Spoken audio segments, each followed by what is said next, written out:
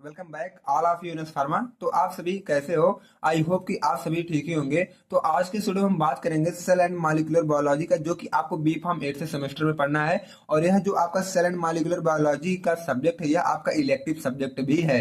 तो इसमें आज हम लोग कवर करेंगे अपना यूनिट नंबर 1 से लेके 5th तक जितने भी हमारे इंपॉर्टेंट क्वेश्चन बनते हैं।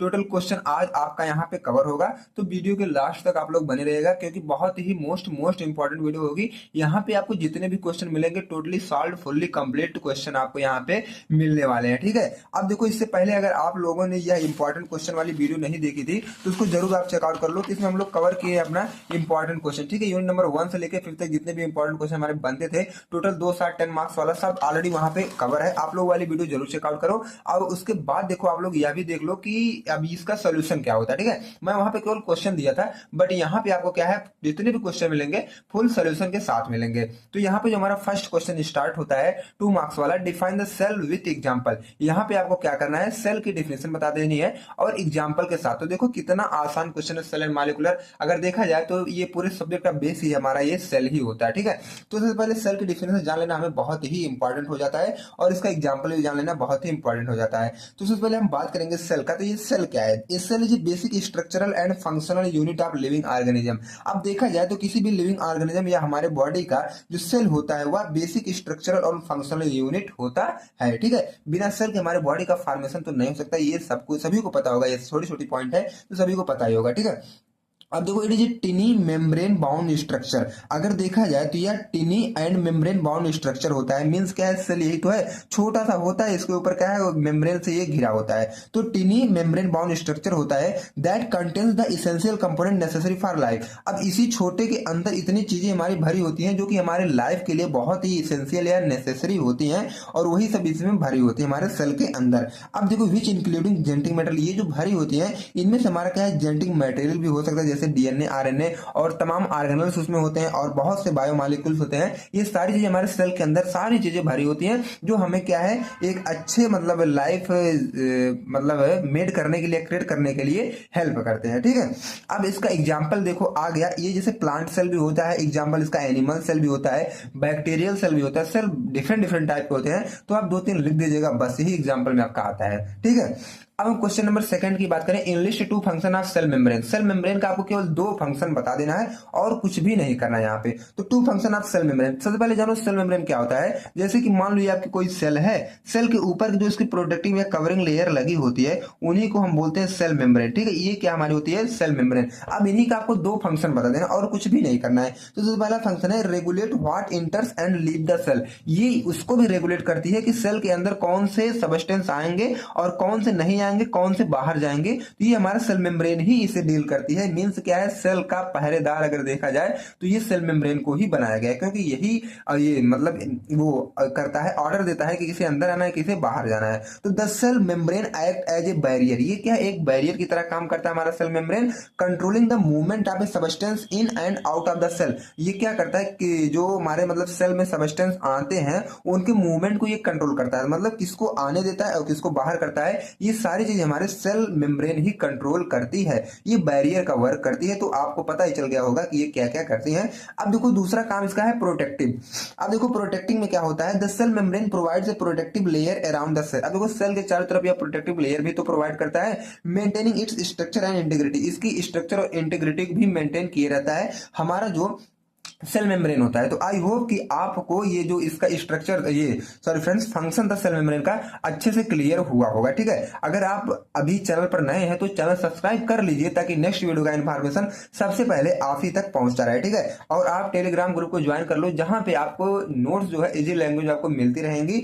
बट अब देखो आप व्हाट्सएप ग्रुप को ज्वाइन कर सकते हो, वहां पर भी रेगुलर अपडेट आपको मिलती रहेंगी। अब क्वेश्चन नंबर 3 की बात करें तो differentiate between prokaryote and eukaryote. अब आपको यहाँ पे क्या बताना है कि प्रोकैरियोट और यूकैरियोट सेल में आपको डिफरेंस बता देना और कुछ भी नहीं करना है। तो प्रोकैरियोट यूकैरियोट बिल्कुल आसान है। तो देखो प्रोकैरियोट में हमारा क्या होता है, लैक ऑफ न्यूक्लियस। पहला काम क्या है, इसमें न्यूक्लियस नहीं होंगे। दूसरा क्या है, सिंगल सेल होंगे इसमें, और इनका साइज जो होगा वह स्मॉल होगा। और चौथा क्या है, सिंपल सेल स्ट्रक्चर। ठीक है, नॉर्मल तरीके से इसका सेल स्ट्रक्चर होगा। देन इसमें लास्ट वाला आएगा, इसमें माइटोकॉन्ड्रिया भी नहीं होती है, किसमें, प्रोकैरियोट में, ठीक है। अब हम नेक्स्ट की बात करें तो इसमें आपका पूछा गया यूकैरियोट, दोनों में आपको डिफरेंस बताना था ना। अब देखो यूकैरियोट में बोलो क्या लिखोगे, इसमें न्यूक्लियस होता है, मीन्स ट्रू न्यूक्लियस होगा, और मेम्ब्रेन बाउंड ऑर्गेनल्स होंगे, इसकी साइज जो थोड़ी सी लार्ज होगी, और जो इसमें डीएनए प्रेजेंट होगा वो लीनियर प्रेजेंट होगा, और इसका जो सेल डिवीजन होगा वो थोड़ा सा कॉम्प्लेक्स हो सकता है। बस यही है हमारा यूकैरियोटिक सेल। और प्रोकैरियोटिक ऊपर आप लोग देख ही लिए हैं, और ये अगर दोनों आप लिख के आ जाते हैं तो यही था दोनों में डिफरेंस। अगर कभी कभी ये पूछ ले डिफाइन या डिफिनेशन लिखो तो भी आप ये क्या है, ये सारी चीजें लिख सकते हैं, तो इजी में 2 मार्क्स आप गेन कर सकते हो, ठीक है। अब हम क्वेश्चन नंबर 4 की बात करें तो डिफाइन जेनेटिक्स, यहाँ पे आपको बता देना है कि जेनेटिक्स क्या होते हैं, बस, और आपको कुछ नहीं यहाँ पे करना है। तो देखो जेनेटिक क्या होती है, जेनेटिक में हम लोग स्टडी करते हैं हेरिडिटी की, जीन्स की और वेरिएशन की, उन्हें हम बोलते हैं जनरल लैंग्वेज में जेनेटिक्स। मींस क्या है, genetics is the study of heredity, genes and variation, ठीक है। जेनेटिक्स में हम लोग क्या करते हैं, हेरिडिटी, जीन्स और वेरिएशन की स्टडी करते हैं। In cell and molecular biology genetics focus on, अगर देखा जाए सेल एंड मॉलिक्यूलर बायोलॉजी में जेनेटिक्स फोकस करता है जीन के स्ट्रक्चर और उसके फंक्शन पर, जेनेटिक वेरिएशन एंड म्यूटेशन पर, और जीन एक्सप्रेशन एंड रेगुलेशन पर, इनहेरिटेंस पैटर्न पर, ठीक है। तो हमारे जेनेटिक्स क्या है, इन सब पर ये फोकस करता है हमारे सेल एंड मॉलिक्यूलर बायोलॉजी में, ठीक है। अब हम क्वेश्चन नंबर 5 की बात करें तो what are functions of DNA. अब डीएनए के फंक्शन की यहाँ पे बात किया गया है, तो DNA passes genetic information from one generation to the next, एक जनरेशन से नेक्स्ट जनरेशन, मतलब एक पीढ़ी से दूसरी पीढ़ी तक जेनेटिक इंफॉर्मेशन पास करने का काम हमारा यही डीएनए करता है। तो एक जनरल सा ये इसका फंक्शन हो गया, ठीक है। अब हम देखते हैं दूसरा वाला फंक्शन, तो दूसरा फंक्शन इसका क्या है, DNA provides the instruction for the synthesis of protein. अब यही डीएनए क्या है, ये इंस्ट्रक्शन भी प्रोवाइड करता है कि अब प्रोटीन की सिंथेसिस होनी चाहिए, ठीक है। और जब प्रोटीन की सिंथेसिस होगी तो बहुत से सेलुलर फंक्शन परफॉर्म होंगे, ठीक। अब देखो थर्ड की बात करें, डिटरमाइनिंग ट्रेट्स एंड कैरेक्टरिस्टिक्स, ठीक है। कैरेक्टरिस्टिक्स और ट्रेट को भी डिटरमाइन करने के लिए हम लोग डीएनए का यूज करते हैं। तो ये रहा कुछ हमारा डीएनए का फंक्शन। अब देखो what do you mean by transgenics, अब आपको बताना है कि ट्रांसजेनिक से आप क्या समझते हो, या तो कभी कभी आ जाएगा right the definition of transgenic, या तो इलाबोरेट ट्रांसजेनिक्स, तो बात एक ही है, ठीक है। आपको ट्रांसजेनिक्स का ही अगर ओवरऑल देखा जाए तो आपको ट्रांसजेनिक्स का ही पूछ रहा है। तो ट्रांसजेनिक्स अगर देखा जाए तो ये 2 वर्ड से मिलकर बना होता है। ट्रांस मतलब होता है हमारा ट्रांसफर, जेनिक्स मतलब होता है जेनेटिक मटेरियल। अब एक ऑर्गेनिज्म से दूसरे ऑर्गेनिज्म में जब हमारा जेनेटिक मटेरियल ट्रांसफर होता है उस कंडीशन को हम बोलते हैं ट्रांसजेनिक्स। अब देखो transgenics refers to the transfer of genetic material means DNA from one organism to another organism. अब देखो जेनेटिक मटेरियल जब एक ऑर्गेनिज्म से दूसरे ऑर्गेनिज्म का ट्रांसफर होगा, मतलब डीएनए वगैरह, तो हम उस प्रोसेस को बोलते हैं ट्रांसजेनिक्स, ठीक है। तो ट्रांसजेनिक्स का डाउट आप सभी का बिल्कुल इजी वे में क्लियर हुआ होगा। अब हम नेक्स्ट क्वेश्चन की बात करें तो give a suitable example to illustrate how RNA works. अब देखो यहाँ पे आपको बताना है कि सुटेबल एग्जांपल के साथ भी बताना है कि आपका जो आरएनए है वो वर्क कैसे करता है। तो आरएनए का अगर फुल फॉर्म देखा जाए तो राइबो न्यूक्लिक एसिड होता है, ये तो सभी को पता होगा। Play a critical role in protein synthesis and gene expression, gene expression और प्रोटीन सिंथेसिस में जो हमारा आरएनए होता है ये क्रूशियल रोल भी प्ले करता है। अब देखो ये वर्क कैसे करता है, सबसे पहले तो ट्रांसक्रिप्शन होगा, ट्रांसक्रिप्शन प्रोसेस के बाद ट्रांसलेशन हमारी होती है।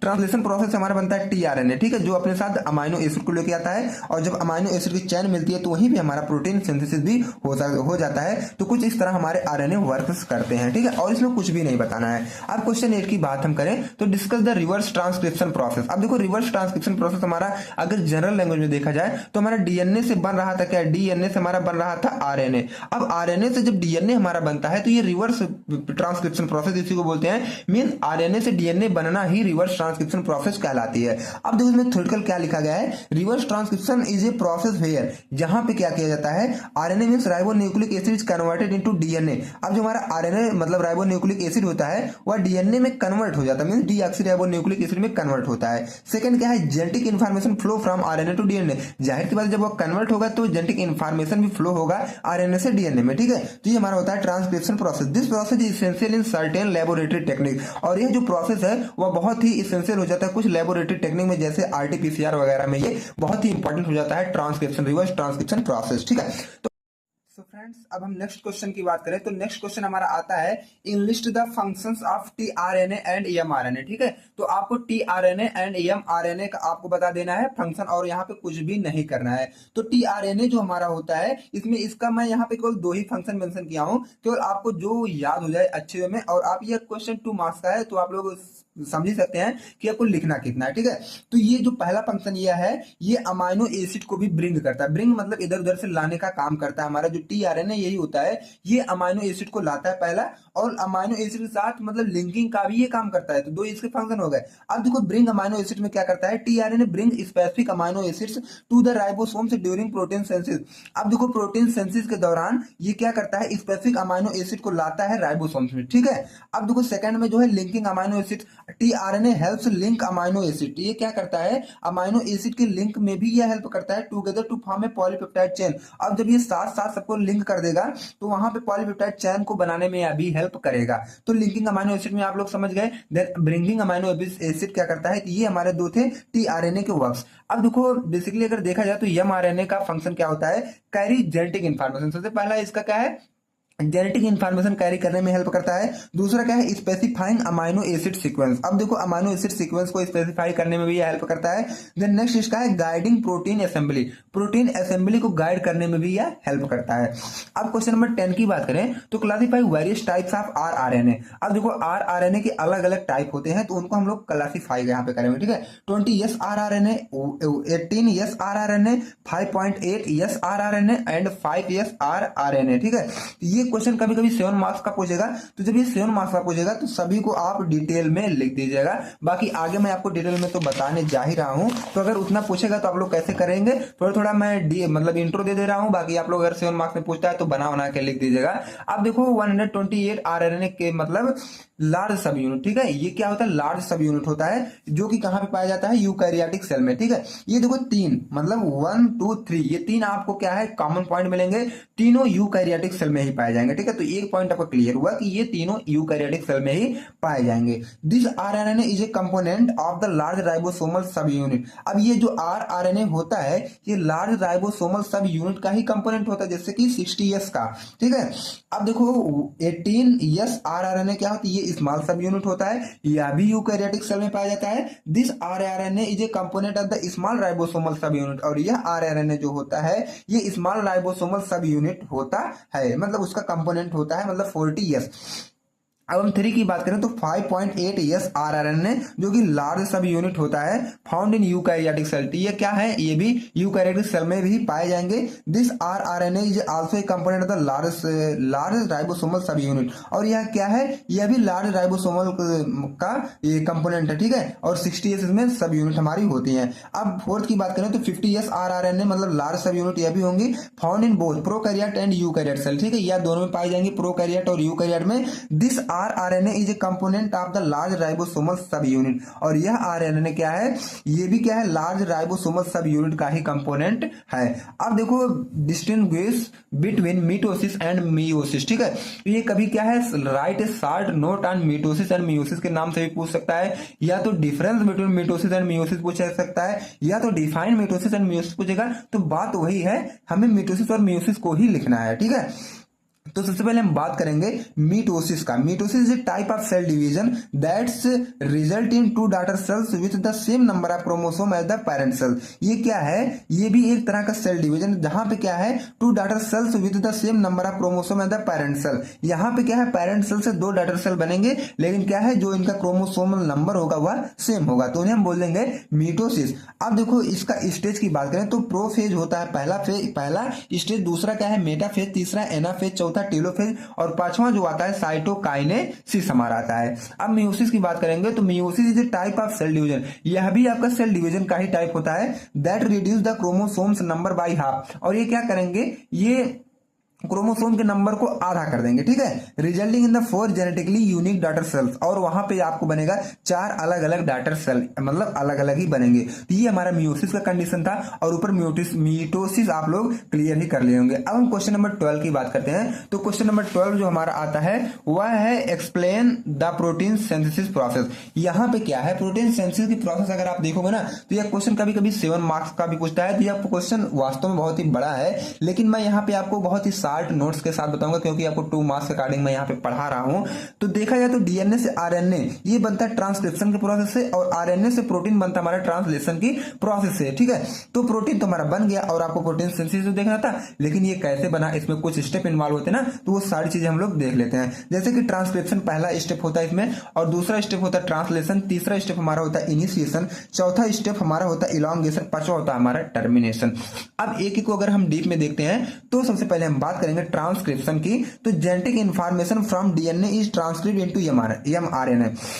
आप देखो जो जेनेटिक इंफॉर्मेशन हमारे डीएनए में होते हैं वो ट्रांसक्रिप्ट हो जाते हैं एमआरएनए में। उसके बाद ट्रांसलेशन में हमारा क्या होता है, mRNA is translated into a specific sequence of amino acid. अब एमआरएनए ट्रांसलेटेड हो जाता है एक स्पेसिफिक सीक्वेंस अमाइनो एसिड में। उसके बाद इनिशिएशन में क्या होता है, राइबोसोम्स बाइंड एमआरएनए, जो हमारा राइबोसोम्स होता है वो एमआरएनए के साथ बाइंड हो जाता है, and the first amino acid is position, और पहले अमाइनो एसिड को पोजीशन में मतलब अच्छे से वहां पे कर देता है। अब इलांगेशन की बात करें तो amino acids are link together. अब वहां पे जितने भी अमाइनो एसिड होंगे वो आपस में लिंक हो जाएंगे साथ साथ, और एक पॉलीपेप्टाइड चेन का फॉर्मेशन कर लेंगे। अब टर्मिनेशन में देखा जाए the completed polypeptide chain is release. अब देखो जब अच्छी तरीके से पॉलीपेप्टाइड चेन कंप्लीट वे में बन जाएगी उसके बाद रिलीज कर देंगे। उसके बाद लास्ट में हमारा प्रोटीन का फॉर्मेशन लगातार सिंथेसिस होती रहेगी, ठीक है। अब नेक्स्ट की बात करें तो डिफाइन सेंट्रोसोम एंड जीनोम। यहाँ पे आपको बताना है सेंट्रोसोम और जीनोम। कभी कभी यह दोनों क्वेश्चन अलग अलग पूछता है कि what is centrosome, then next question में पूछेगा व्हाट इज जीनोम, तो हम लोग डिस्टर्ब ना होएगा। बात वही है, ये क्वेश्चन मैं एक में मर्ज कर दिया हूं। अब सेंट्रोसोम की बात करें तो ये सेंट्रोसोम इज सेलुलर ऑर्गेनेल, ठीक है। यह क्या है, एक सेलुलर ऑर्गेनेल ही है, involve in the organization of microtubules. यह क्या है, माइक्रोट्यूब्यूल्स के ऑर्गेनाइजेशन में इन्वॉल्व होता है, and plays a critical role in microtubule organization, cell division and cytoskeletal maintenance. और यह एक क्रिटिकल रोल भी प्ले करता है माइक्रोट्यूब्यूल के ऑर्गेनाइजेशन में, सेल डिवीजन में और साइटोस्केलेटल मेंटेनेंस में। हमारा कौन, ये सेंट्रोसोम, ठीक है। अब नेक्स्ट क्वेश्चन की बात करें तो जीनोम आ जाता है, ठीक है। ये genome is the complete set of genetic information. जो हमारा जीनोम होता है यह एक कंप्लीट सेटअप है पूरा जेनेटिक इन्फॉर्मेशन का, content with in an organism DNA. और इनके अंदर क्या है, ऑर्गेनिज्म के डीएनए का पूरा एकदम सिस्टम से ये पूरा लैस हुए होते हैं, ठीक है। Including all of its genes and non coding region. इसमें क्या है, उसके जीन्स भी और नॉन कोडिंग रीजन भी इंक्लूड हुए होते हैं हमारे जीनोम में, ठीक है। अब नेक्स्ट क्वेश्चन की बात करते हैं तो हमारा आता है क्वेश्चन नंबर 14। वह क्वेश्चन आपका है व्हाट इज चैपेरोन्स। चैपेरोन्स हमारे क्या होते हैं, तो मॉलिक्यूलर चैपेरोन्स और प्रोटीन, ठीक है। यह भी क्या एक प्रोटीन का टाइप होता है या प्रोटीन की तरह होता है, that assist in the folding, assembly and stabilization of other protein.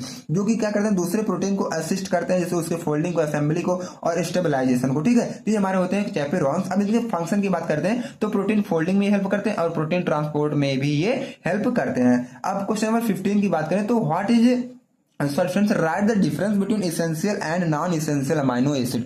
तो कभी कभी पूछेगा what is essential and non essential amino acid, तो आप लोग वही लिख के आएगा। तो बात यही है कि अगर एसेंशियल पूछेगा तब भी आप इसे नॉन, अगर दोनों में डिफरेंस पूछता है तब भी बात वही होगी। डिटेल पूछता है 2 मार्क्स में अगर रहेगा तब भी आप ये लिख के आएंगे तो टोटल नंबर आप पा सकते हैं, ठीक है। तो एसेंशियल अमाइनो एसिड सबसे पहले हम बात करेंगे।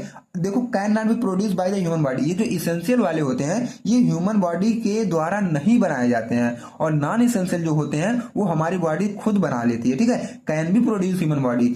अब देखो एसेंशियल, अब फिर आता है must be obtain through diet. ये जो है डाइट के मतलब हेल्प से आ सकते हैं, और ये क्या है, कोई भी डाइट इसमें नहीं लिया जाता है। Not necessary required in the diet, इसमें क्या है, किसी भी डाइट की जरूरत नहीं होती है। एग्जांपल जो एसेंशियल की मैं बताऊं तो हिस्टिडीन है, आइसोल्यूसिन है, लियूसिन है, लाइसिन है, वैलिन है, ट्रिप्टोफैन है, ठीक है। ये एसेंशियल का है। नॉन एसेंशियल की बात करें तो एग्जाम्पल इसका एलानिन है, अर्जिनिन है, एस्परजिनिन है, ग्लूटामिक एसिड और ग्लाइसिन है, ठीक है। अब नेक्स्ट की हम बात करें तो डिफाइन द ट्रांसजेनेसिस। अब देखो ट्रांसजेनेसिस हमारा क्या होता है, तो ट्रांसजेनेसिस मतलब होता है, transgenesis means introducing A gene from one living things into the DNA of another living thing. अब देखो किसी भी ऑर्गेनिज्म में, ठीक है, एक ऑर्गेनिज्म में दूसरे ऑर्गेनिज्म में डीएनए का ट्रांसफर करना ही, मतलब जेनेटिक मटेरियल या जीन का ट्रांसफर करना ही हम बोलते हैं ट्रांसजेनेसिस। तो आई होप आप सभी का डाउट यहां भी क्लियर हुआ होगा, ठीक है।